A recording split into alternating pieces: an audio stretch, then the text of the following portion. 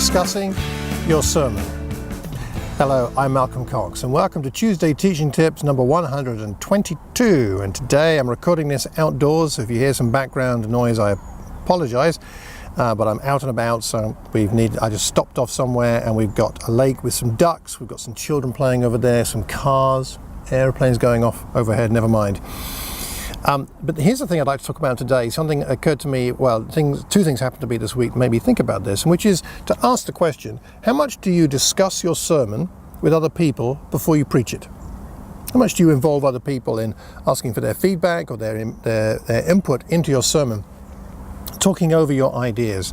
The reason this is on my mind was because my friend Tim Dannett and I discussed his sermon. He asked me a great deal of advice and feedback on his sermon on Thursday, and again, in fact, today, which is Friday. And also yesterday, I had a meeting with a number of other ministers, and we were discussing one of their sermons, and it gave me some ideas for my next sermon on the 9th of September, which I'm looking forward to preaching. But I found it tremendously enriching looking at my friends' notes for their sermon and then discussing their ideas personally with them face to face and on the phone. And it helped me to think about my next sermon. It helped me think about my process because I learned more about how they thought about their sermon and their sermon preparation.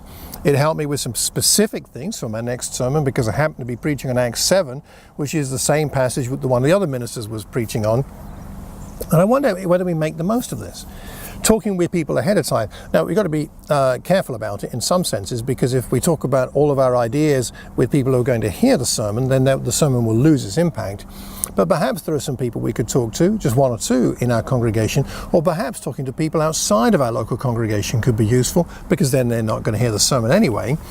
And we can find different ways to think about the passage, the way we're going to bring it across. Some of what we discussed was about the illustrations, some of it was about the central point, some of it was about the background and context, some of it was about the actual presentation, the use of other media like songs, or whether to put things on screen, certain pictures on screen or not, these things. So I wonder whether you have done this. So could you let me know if you have found discussing your sermon before preaching it useful in the preparation process? I would love to know what you've done with that. So leave a comment anywhere you hear or see this recording. We learn best when we learn in community, so leave those comments publicly, please. If you think there's somebody who might benefit from this thinking, then pass it on, pass the link on to them, hit the like button, the subscribe button, and do let me know what's been helpful from this. Do you discuss your sermon ideas with other people? Do you discuss your actual sermons with other people? And have you found it helpful? And if so, in what way has it been helpful? Well, until the next time, I hope you have a terrific Tuesday and a wonderful week. Take care and God bless.